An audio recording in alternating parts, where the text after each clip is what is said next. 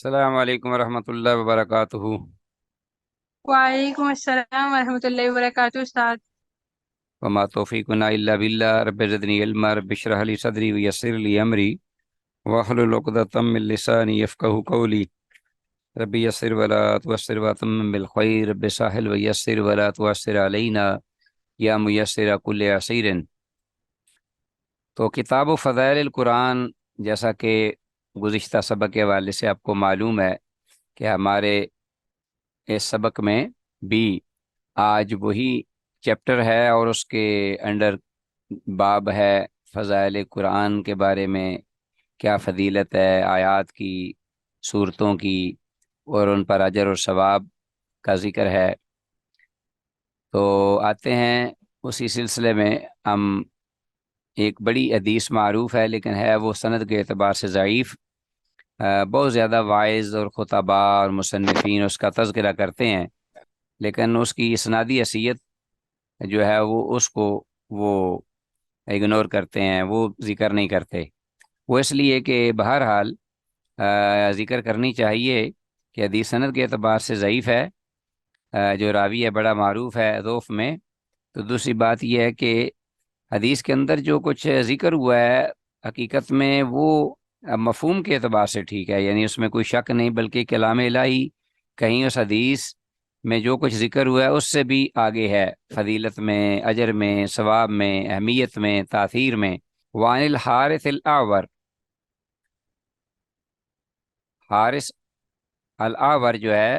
منقطع راوی ہے، ضعیف راوی ہے، صحیح روایت مروی ہے، قال کہتے ہیں مررت فی المسجد، کہ میں مسجد میں سے گزرا، فَإِذَا النَّاسُ، تو ناگہاں میں نے لوگوں کو دیکھا، یخوضون فی الاحادیث، کہ وہ دنیاوی باتوں میں، ادھر ادھر کی باتوں میں مشغول اور مصروف تھے، جیسا کہ آج کل لوگ مسجدوں میں بیٹھ کر جب نماز پڑھ لیتے ہیں تو آپس میں پھر دنیاوی کاروباری معاملات کی باتیں جو ہیں وہ شروع ہو جاتی ہیں۔ فَإِذَا النَّاسُ يَخُوضُونَ فِي الْأَحَادِيثِ فَدَخَلْتُ عَلَىٰ عَلِيٍّ، تو اس کے بعد میں علی بن ابی طالب رضی اللہ عنہ کے پاس گیا، یا ان کے پاس سے گزرا یا آیا، فَأَخْبَرْتُهُ، تو میں نے اس بارے میں آپ کو خبر دی، حضرت علی رضی اللہ عنہ کو، کہ لوگ اس طرح مسجد میں دنیاوی باتیں کر رہے ہیں۔ فقالا، تو حضرت علی رضی اللہ عنہ نے یہ آگے سے جواب دیا، اوقد فعلوا، کیا واقعی انہوں نے ایسے ہی کیا ہے یا کر رہے ہیں؟ تو تو میں نے کہا نام، ہاں ایسا ہی ہے۔ قالا، تو علی رضی اللہ عنہ فرماتے ہیں کہ اما انی، کہ بے شک میں نے سمعت تو سنا ہے رسول اللہ صلی اللہ علیہ وسلم، اللہ کے رسول صلی اللہ علیہ وسلم کو یقول، یہ فرماتے ہوئے، الا انہا، کہ آگاہ رہو کہ بے شک، انہا، کہ شان یہ ہے کہ ستکون فتنتن، کہ ان قریب ایک فتنہ جنم لے گا، بہت بڑا فتنہ، فتنتن تنوین ہے تعظیم کے لیے، بہت بڑا فتنہ ہوگا۔ قل تو میں نے کہا، مل مخرجو، حضرت علی رضی اللہ عنہ فرماتے ہیں کہ پھر میں نے کہا، مل مخرجو، کیا نجات کا نکلنے کا راستہ ہے، منہا، اس فتنے سے، یا رسول اللہ، اے اللہ کے رسول صلی اللہ علیہ وسلم؟ قال، تو آپ نے فرمایا، کتاب اللہ، اللہ کی کتاب، سب سے بڑا واحد ذریعہ اس فتنے سے بچنے کا اللہ کی کتاب ہے۔ فی نبأ ما قبلکم، اس میں خبریں ہیں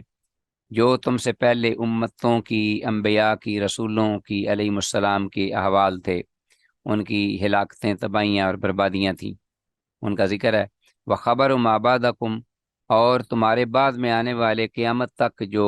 لوگ یا ان کے معاملات، حالات، احوال، ان کی بابت بھی پیشین گوئیاں اور خبریں ہیں۔ وحکم ما بینکم، اور فیصلہ کرنے کی قرآن کے اندر بھی رہنمائی ہے، تو تمہارے درمیان جو نزاع یا کوئی جھگڑا ہوتا ہے، وہ الفصل، تو وہ حقیقی ایک فیصل، ایک اپنا فائنل فیصلہ کرنے والی کتاب ہے، وہ الفصل، اصل فیصلہ کرنے والی، لیس بالہزل، جو کہ ہزل نہیں، یعنی جو اپنا بیکار چیز نہیں، بالہزل، من ترا کو من جبار، جس نے بھی اس کو چھوڑ دیا کسی جابر یا ظالم، زیادتی کرنے والے حکمران نو میں سے کسی نے اس کو چھوڑا، قسم اللہ، تو اللہ اس کو توڑ دے گا، توڑ کے رکھ دے گا۔ ٹھیک ہو گیا جی؟ جیسے وہ آتا ہے نا، ان اللہ یرفع بہذا الکتاب اقواما ویضع بہ آخرین۔ ہاں جی، معزز تھے وہ زمانے میں مسلمان اور تم خار ہوئے تار کے قرآن ہو کر۔ تم من ترا کو من جبارن قسم اللہ ومن ابتغى الہدی فی غیرہ، اور جس شخص نے بھی ہدایت تلاش کی فی غیرہ اس قرآن کے علاوہ میں، قرآن کے علاوہ کسی اور کتاب میں، اب اللہ تعالیٰ اس کو گمراہ کر دے گا۔ وَوَحَبُلُ اللَّهِ الْمَتِينَ، اور وہ اللہ کی مضبوط رسی ہے۔ وَهُوَ الذِّكْرُ الحکیم، اور وہ ذکر حکیم ہے، حکمت پر مبنی نصیحت۔ وَهُوَ الصِّرَاطُ الْمُسْتَقِيمُ، اور وہ سیدھی راہ ہے۔ هُوَ الَّذِي لَا تَزِيغُ بِهِ الْأَهْوَاءُ، یہ وہی کتاب ہے کہ جس کی برکت سے، جس کے پڑھنے سے، جس سے وابستگی سے انسانی خواہشات جو ہیں وہ بہکتی نہیں، راستہ نہیں چھوڑتی۔ وَلَا تَلْتَبِسُ بِهِ الْأَلْسِنَةُ، اور نہ ہی اس کے ساتھ جو زبانیں ہیں وہ ملتبس ہوتی ہیں، خلط ملط ہوتی ہیں، یعنی زبانیں بھی ٹھیک رہتی ہیں۔ اس کے بھی کئی معنی ہیں آگے۔ وَلَا يَشْبَعُ مِنْهُ الْعُلَمَاءُ، اور اہل علم اس سے سیر نہیں ہوتے، یعنی جتنا پڑھتے ہیں اور زیادہ جیتا جاتا ہے کہ اس کو پڑھا جائے۔ وَلَا يَخْلُقُ عَنْ كَثْرَةِ الرَّدِّ، اور نہ ہی اس کو بار بار پڑھنے سے یہ بوسیدہ کتاب کی آیات بوسیدہ ہوتی ہیں، بلکہ ان میں نئی تر و تازگی اور شگفتگی پیدا ہوتی چلی جاتی ہے۔ وہی وَلَا يَنْقَضِي عَجَائِبُهُ، اور نہ ہی اس کتاب کے، کتاب اللہ کے جو عجائبات ہیں وہ ختم ہوتے ہیں۔ هُوَ الَّذِي لَمْ تَنْتَهِ الْجِنُّ، یہ وہ کتاب ہے کہ جس پر نہ رہ سکے، جس سے دور نہ رہ سکے، نہ رک سکے جن بھی، اذا سمعت ہو، جب انہوں نے اس کلام کو سنا، حتیٰ قالوا، یہاں تک کہ وہ کہنے لگے، انا سمعنا قرآنا عجبا، کہ بے شک ہم نے ایک عجیب قرآن سنا، یہدی، جو رہنمائی کرتا ہے، الرشد، ہدایت سیدھی راہ کی جانب، فآمنا بے، تو ہم اس پر ایمان لے آئے۔ من قال بے صدق، تو جس نے بھی اس قرآن کے ذریعے کچھ بات کہی تو وہ اس نے سچ بولا۔ ومن عامل بے اجر، اور جس نے بھی اس کتاب اللہ پر عمل کیا، امر پیرا ہوا، تو اسے اجر سے نوازا گیا۔ ومن حکم بے عدل، اور جس نے بھی اس کے ساتھ فیصلہ کیا تو وہ انصاف کو پہنچا۔ ومن دعا الیہ، اور جس نے بھی اس کی طرف دعوت دی، ہدی الی صراط مستقیم، تو وہ خود ہدایت دیا گیا، رہنمائی کیا گیا سیدھی راہ کی جانب۔ رواه ترمذی و دارمی، و امام ترمذی نے اور امام دارمی نے اپنی اپنی کتب حدیث میں اس کو روایت کیا ہے۔ وقال ترمذی، اور امام ترمذی نے ذکر کرنے کے بعد یہ حکم بھی عائد کیا ہے کہ ھذا حدیث، کہ یہ وہ حدیث ہے، اسناد مجہول، جس کی اسناد مجہول ہے۔ وفی الحارث مقال، اور حارث الاعور جو ہے وہ اس راوی میں محدثین کا کلام ہے۔ تو یہ حدیث تھی عزیز طلبہ جو کہ ہم نے ذکر کی ہے۔ تو حدیث کی سند انتہائی ضعیف ہے۔ الحارث الاعور جو ہے وہ ضعیف راوی ہے۔ حدیث میں مسجد سے مراد کوفہ کی مسجد ہے، جس میں وہ کہتے ہیں کہ مررتو بالمسجد۔ ہاں جی، حارث الاعور جو بیان کرتے ہیں، تو پھر میں علی رضی اللہ عنہ کے پاس آیا۔ حدیث اگرچہ ضعیف ہے مگر اس کا مضمون قرآن اور دیگر احادیث کے مطابق و موافق ہی ہے۔ ٹھیک ہو گیا جی؟ تو اس میں جو چیزیں ہیں وہ یہ جنات کا معاملہ ہے کہ جنات نے اس سے توقف نہیں کیا۔ اس میں اشارہ ہے اس واقعہ کی جانب کہ حج کے دنوں میں آپ صلی اللہ علیہ وسلم شہر مکہ سے باہر بطن نخلا میں اپنے صحابہ اکرام رضی اللہ عنہم کے ساتھ فجر کی نماز پڑھنے لگے یا ادا کر رہے تھے، تو جنات کی ایک جماعت وہاں سے گزری۔ انہوں نے آپ صلی اللہ علیہ وسلم کا فجر کی نماز میں قرآن سنا، تو سن کر وہ مسلمان ہوئے، از حد وہ متاثر ہوئے۔ ہاں جی، تو بہرحال بقیہ حدیث جو ہے یہ کلیئر ہے اپنے مفہوم کے اعتبار سے۔ وان معاذ الجوہنی، یہ معاذ جوہنی رضی اللہ تعالیٰ عنہ سے یہ روایت ہے۔ قال، وہ کہتے ہیں، قال رسول اللہ صلی اللہ علیہ وسلم، کہ اللہ کے رسول صلی اللہ علیہ وسلم نے ارشاد فرمایا کہ من قرأ القرآن، کہ جس نے قرآن پڑھا، وعمل بما فیہ، اور جو کچھ اس میں تعلیمات ہیں اس پر عمل کیا، البس والداہ، کہ اس کے والدین دونوں ماں باپ پہنائے جائیں گے تاجن، ایک تاج، یوم القیامت، قیامت کے دن، ضوءہ، کہ جس کی روشنی احسن و زیادہ ہوگی، اچھی، من ضوء الشمس سے، سورج کی روشنی سے بھی، یعنی جو سورج کی روشنی کو بھی مات کر دے گا، اپنے حسن، اپنی چمک میں، روشنی میں، وہ تاج۔ من ضوء الشمس فی بیوت الدنیا، جو دنیا کے گھروں میں سورج کی روشنی سے بھی زیادہ جو کہ چمکتا ہے دنیا کے گھروں میں۔ لو کانت فیکم، اگر وہ ہو تم میں، یعنی اگر دنیا میں تم ہو اور سورج تم پر طلوع ہو اور وہ پوری دنیا کو روشن کر دے، تو اس سورج کی روشنی سے بھی اس کے والدین زیادہ روشن تاج پہنائے جائیں گے۔ تو فما ظنکم بالذی عمل بہذا، تو کیا گمان ہے تمہارا اس شخص کے بارے میں کہ جو اس پر عمل پیرا ہوگا؟ یہ تو صرف یہ ہے کہ جس نے قرآن پڑھا اور پھر اس پہ عمل کیا، تو جس نے اس کے والدین کا یہ مقام ہوگا، تو جس نے از خود اس کو حفظ کر کے اس پر عمل کیا اس کا مقام کیا ہوگا۔ رواہ احمد و ابو داود، امام احمد اور امام ابو داود نے اس کی روایت تو کیا ہے، لیکن حدیث کی سند ضعیف ہے۔ ٹھیک ہے جی، کہ زبان راوی جو ہے، کہ زبان راوی جو ہے اس میں ضعیف۔ ٹھیک ہے جی۔ بریدہ رضی اللہ تعالیٰ عنہ سے ایک روایت حدیث طلبہ آتی ہے، یہ تو حدیث ضعیف ہے زبان راوی کی وجہ سے، لیکن بریدہ رضی اللہ عنہ سے یہ ایک روایت مروی ہے۔ وہ کہتے ہیں کہ قال رسول اللہ صلی اللہ علیہ وسلم، کہ اللہ کے رسول صلی اللہ علیہ وسلم نے یہ فرمایا، من قرأ القرآن و تعلمہ، جس نے قرآن کو پڑھا اور اس کو سیکھا، وعمل بہ، اور پھر عمل پیرا بھی ہوا، اس پر عمل بھی کیا، البس یوم القیامت تاجا من نور، تو نور کا ایک تاج قیامت کے دن وہ پہنایا جائے گا، ضوءہ مثل ضوء الشمس، جس کی چمک اور روشنی سورج کی چمک جیسی ہوگی، ویکسا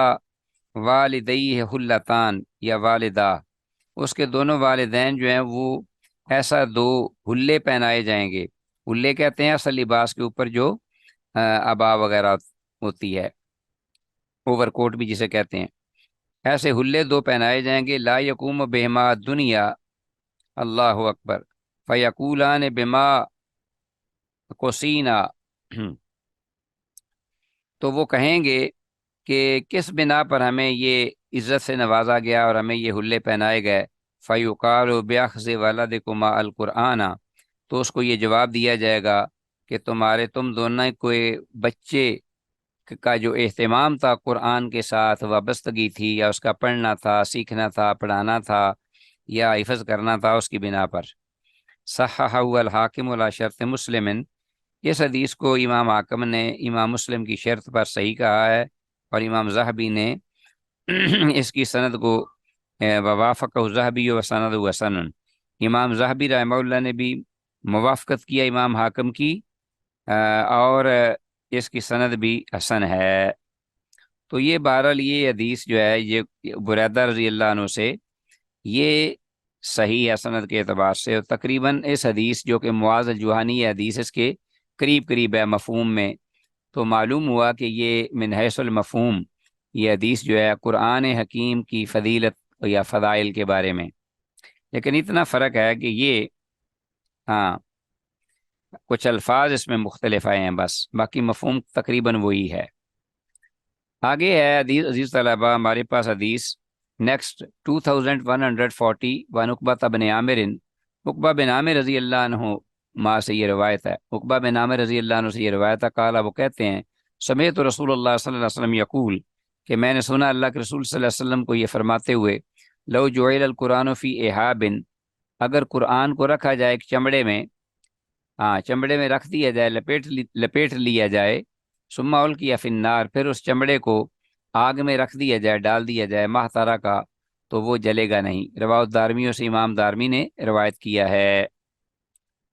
تو یہ حدیث جو ہے سند کے اعتبار سے صحیح یعنی حسن ہے،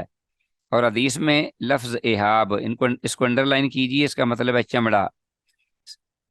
ہاں جی، تو ممکن ہے کہ یہ نبی مکرم صلی اللہ علیہ وسلم کے دور کے ساتھ خاص ہو یہ معاملہ، جب آپ نے یہ بات حدیث بیان فرمائی، تو آپ کے حیات طیبہ میں واقعی قرآن کو اگر چمڑے میں رکھ کے آگ میں رکھ دیا جاتا تو وہ جلتا نہیں تھا۔ بہرحال جس کے سینے میں ہوگا اس پر عمل پیرا ہوگا، وہ شخص حافظ بھی اور عامل بھی ہوگا، تو اسے آتش جہنم سے تو اللہ کے فضل و کرم سے بچایا جائے گا۔ سر ایک سوال پوچھنا تھا۔ جی فرماؤ۔ سر پچھلی جو آپ نے حدیث بتائی ہے اس سے ریلیٹڈ تھا کہ جو وہ والدین کو پہنائے جائیں گے کنگن یا تاج کا ذکر ہے، تاج، تاج تو یہ والدین، جی جی تاج، تو یہ جو ہے صرف حافظ قرآن کے لیے ہیں یا باقی بھی جو لوگ تجوید پڑھنے کی کوشش کریں یا قرات سیکھنے کی کوشش کریں یا ترجمہ تفسیر؟ جی بالکل بالکل، یہ بات آپ کی معقول ہے۔ ایک تو یہ ہے کہ حفظ کا یہاں ذکر نہیں ہے حدیث میں، سارے اس میں شامل ہیں۔ جو بھی اخلاص سے اللہ کی رضا کے لیے محنت کوشش کرے گا، قرآن سے وابستہ رہے گا، قرآن کو پڑھے گا، پڑھائے گا، سیکھے گا، سکھلائے گا، عمل کرے گا اور اس کی تلاوت کرتا رہے گا، کسی بھی اعتبار سے اس کے ساتھ وابستہ رہے۔ دیکھو نا، الفاظ ہیں من قرأ القرآن وتعلمہ، اور اسی طرح الفاظ ہیں یہ جو صحیح حدیث جس کا میں نے نیچے حوالہ دیا برادر رضی اللہ عنہ کا، یہ جو زیر باب حدیث ہے ہمارے پاس زیر مطالعہ، وہ تو حدیث ضعیف ہے، لیکن بالکل اسی مفہوم کی حدیث جو صحیح ہے برادر رضی اللہ عنہ سے، اس میں الفاظ کیا ہیں؟ من قرأ القرآن، جیسے قرآن کو پڑھا، حفظ کا ذکر نہیں ہے یہاں۔ باقی جو حافظ ہوگا اس کا اور درجہ وہ بالاولیٰ اس میں شامل ہے، وہ first top of the list ہے، وہ اس میں کوئی شک نہیں، لیکن حفظ کا یہاں ذکر نہیں ہے۔ اور جو حافظ ہو کر اس پر عمل کرے تو اس کا مقام واقعی بہت زیادہ ہے، وہ تو اس میں شامل ہوگا ضروری، لیکن اس میں من قرأ القرآن کے الفاظ ہیں کہ جس نے قرآن کو پڑھا، وتعلمہ، اس کو سیکھا، وعمل بہ، پھر اس پر عمل کیا، تو پھر البس یوم القیامت تاجا من نور ضوءہ مثل ضوء الشمس، ایک تو اس کو خود از خود تاج پہنایا جائے گا، سورج کس سے بھی زیادہ روشن۔ اس حدیث میں یہ ہے کہ پڑھنے والا عالم جو ہے قرآن کا قاری، اس کو بھی پہنایا جائے گا اور اس کے والدین کو بھی، دو حلے، دونوں والدین کو ایک ایک حلہ پہنایا جائے گا جنتی۔ تو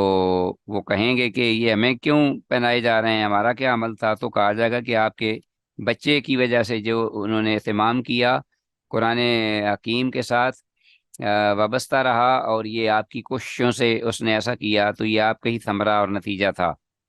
تو والدین جو ہیں اس لیے اجر دیے جائیں گے، اور اس کی سند حسن ہے، صحیح ہے، ٹھیک ہے جی۔ تو وہ بھی اس میں شامل ہیں کہ جو قرآن کو پڑھتے پڑھاتے سیکھتے سکھلاتے کسی بھی طرح اس کے ساتھ وابستہ رہتے ہیں۔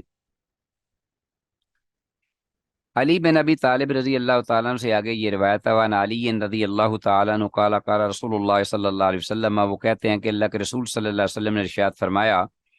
من قرأ القرآن، جس نے قرآن کو پڑھا، فاستظہرہ، ہاں جی، تو اس نے اس کو یاد بھی کیا، جس نے قرآن پڑھا اور اسے یاد بھی کیا، فاستظہرہ کا معنی یہ ہے، انہوں نے یہاں کیا ہے، لیکن یہاں مراد حفظ کا ذکر پھر بھی نہیں ہوا، فاستظہرہ، وہ حافظہ کا معنی اگر ہوتا اور اپنا اس کو دل سے زبانی یاد کیا، فاستظہرہ فاحل حلالہ، تو اس کے حلال کو حلال جانا، وحرم حرامہ، اور قرآن کے حرام کردہ چیزوں کو حرام قرار دیا عملاً، ادخلہ اللہ الجنہ، تو اللہ اس کے بدلے اس کو جنت میں داخل کرے گا، وشفعہ فی عشرۃ من اہل بیتہ، اور اس کی سفارش قبول فرمائے گا 10 آدمیوں کے حق میں، من اہل بیتہ، اس کے گھر والوں میں سے، کلہم قد وجبت لہ النار، ان 10 کے حق میں کہ جن پر جہنم کی آگ واجب ہو چکی ہوگی، کلہم، سب کے سب جو ہوں گے، قد وجبت لہ النار، وہ اہل جہنم میں سے ہوں گے۔ تو یہ جو حافظ قرآن ہوگا یا قرآن کو پڑھنے والا، سیکھنے والا، عمل کرنے والا، یاد کرنے والا، تو اس کے خاندان میں سے ایسے 10 افراد کی اس کی سفارش قبول کی جائے گی، 10 افراد کے حق میں جن پر جہنم کی آگ واجب ہو چکی ہوگی۔ بہرحال یہ حدیث و بیان بھی کی جاتی ہے، ذکر بھی کی جاتی ہے، لیکن دیکھیے اس کی اسنادی حیثیت کیا ہے، رواه احمد و ترمذی و ابن ماجہ والدارمی، یہ سارے محدثین ہیں، انہوں نے اپنی اپنی کتب حدیث میں اس کو روایت کیا ہے، تو اس لیے یہ معروف ہوئی ہے، بہت بہت معروف حدیث یہ، اس اعتبار سے کہ اس میں جو اجر ہے سفارش کا، شفاعت کا، اپنے گھر والوں کے حق میں، 10 افراد کے حق میں سفارش کہ جن پر جہنم واجب ہو چکی ہوگی۔ وقال ترمذی، امام ترمذی نے کہا، حدیث غریب، یہ حدیث غریب ہے، وحفص بن سلیمان الراوی، اور سند، اس حدیث کی سند میں حفص بن سلیمان جو راوی ہے بڑا معروف راوی ہے، لیسا ہوا بالقوی، وہ مضبوط نہیں، سکا نہیں، ٹھیک ہے جی۔ اللہ اکبر، یضعف فی الحدیث، وہ اہل علم کے ہاں اس کی حدیث کو ضعیف قرار دیا جاتا ہے۔ تو بہرحال حدیث سند کے اعتبار سے تو انتہائی ضعیف ثابت ہوئی ہے، کیونکہ حفص بن سلیمان متروک الحدیث راوی ہے، باوجود اس کے کہ وہ قرات میں امام تھے۔ حفص بن سلیمان قرات کے امام تھے ماننے ہوئے، لیکن حدیث کے میدان میں علماء محدثین کے نزدیک وہ متروک راوی ہے۔ جمہور اہل علم نے انہیں ضعیف کہا ہے اکثر، اور کسبی کثیر بن زادان بھی مجہول راوی اس حدیث میں آیا ہے، اس حدیث کی سند میں۔ تو گویا دو علتیں ہیں بڑی، کثیر بن زادان مجہول راوی، اور اسی طرح حفص بن سلیمان متروک راوی ہے۔ حدیث میں الفاظ فاستظہروا کا مطلب ہے تو پھر اس نے اس کو قرآن کو یاد بھی کیا، یا مراد حفظ کرنا مراد لیا ہوا ہے۔ تو جیسا کہ عزیز طلبہ آپ کو معلوم ہو گیا کہ حدیث جو ہے ضعیف ہے، لہٰذا یہ ضروری نہیں کہ حافظ قرآن جو حافظ قرآن ہے اسی کے لیے یہ اجر ہے۔ تو پہلے صحیح حدیث بریدہ رضی اللہ عنہ کی میں نے بیان کر دی ہے کہ اس میں یہ حفظ کے الفاظ ہی نہیں ہیں، صرف جس نے قرآن پڑھا، سیکھا، پڑھایا، جانا، عمل کیا تو اس کو یہ اجر ملے گا، اور اس کے والدین کو بھی۔ وجبت لہ النار سے مراد آگ واجب ہوگی، اور وجوب سے مراد آگ میں داخل ہوں گے، نہ کہ خلود ہے۔ تو وجبت لہ النار سے مراد کو اس کے لیے جہنم واجب ہو گئی ہوگی ان لوگوں کے لیے، تو اس کا مطلب یہ نہیں کہ وہ ہمیشہ جہنم میں رہیں گے۔ بہت سارے آخر کار جو اہل ایمان ہیں جن کے اندر توحید کا ایک معمولی ذرہ بھی ہوگا، تو اللہ پاک کی رحمت سے وہ جہنم سے بالآخر نکال لیے جائیں گے اور جنت میں چلے جائیں گے۔ تو ایسے لوگوں کے حق میں سفارش کی بات اگر ہوئی تو آگے حدیث ہمارے پاس وعن ابی ہریرہ، ابو ہریرہ رضی اللہ عنہ سے یہ روایت ہے، قال، وہ کہتے ہیں، قال رسول اللہ صلی اللہ علیہ وسلم لابی بن کعب، ابی بن کعب جو قاری تھے، اس امت کے حافظ بھی تھے، امام بھی تھے، عالم بھی تھے، رضی اللہ عنہ، بڑے جلیل القدر، ان سے رسول اللہ صلی اللہ علیہ وسلم نے فرمایا، کیف تقرأ فی الصلاۃ، کہ تم نماز میں کس طرح قرآن پڑھتے ہو؟ فقرأ قرآن، تو اس پر ابی بن کعب رضی اللہ عنہ نے سورۃ الفاتحہ پڑھی، تلاوت کی۔ فقال رسول اللہ صلی اللہ علیہ وسلم، تو اللہ کے رسول صلی اللہ علیہ وسلم نے فرمایا سن کر، والذی نفسی بیدی، اس ذات کی قسم کہ میری جان اس کے ہاتھ میں ہے، جس ذات کے، اس کی قسم، ما انزلت فی التوراۃ ولا فی الانجیل، کہ نہیں اتاری گئی کوئی صورت تورات میں، ولا فی الانجیل، اور نہ انجیل میں، ولا فی الزبور، اور نہ فی زبور میں، ولا فی القرآن، اور نہ ہی قرآن میں، مثلھا، اس جیسی، یعنی قرآن میں بھی اور کوئی صورت نہیں ہے جو اس جیسی ہو۔ وَإِنَّا سَبْعٌ مِّنَ الْمَثَانِي، اور بے شک یہ سورہ جو ہے اس کو سبع مثانی بھی کہتے ہیں، اور سبع مثانی جو ہے یہ اس کا پہلے تذکرہ ہو چکا ہے، اس کا مفہوم بھی بیان ہو چکا ہے کہ 7 آیات ہیں جو بار بار پڑھی جانے والی ہیں۔ والقرآن العظیم، اور یہ قرآن عظیم ہے، الذی اعطیتہ، جسے میں عطا کیا گیا ہوں۔ تو سورہ الفاتحہ کو قرآن عظیم بھی کہا گیا اور سبع مثانی بھی کہا گیا۔ روایت ترمذی، امام ترمذی نے سے روایت کیا ہے، وروت دارمی من قولہ، اور امام دارمی نے سنن دارمی میں آپ صلی اللہ علیہ وسلم کے اس فرمان سے، وروت دارمی من قولہ ما انزلت،